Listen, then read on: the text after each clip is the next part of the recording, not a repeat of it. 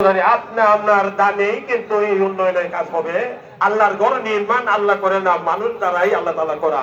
কিন্তু আমরা যদি 10 জন যদি 10,000 টাকা করে দেই, 10,000 টাকা হয়ে যায়, একজনের জন্য বোঝা হয়ে যায়।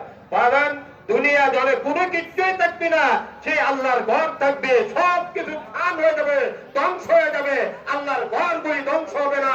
সেই ঘর বলবে যে আল্লাহ তারা ঘুরে কেন, ঘর বলবে যে আমাদেরকে যারা নির্মাণ করেছিল, আমাদের সাথে যারা গিয়েছিল, আমরা তাদেরকে নিয়ে যাবো। আল্লাহ তাআলা বলবে যারা তোমরা নির্মাণ করেছিল, তাদের সাথে ব্যাগে নামাজ পড়েছিল, তাদেরকে নিয়ে তোমরা জান্নাতে চলে যাও।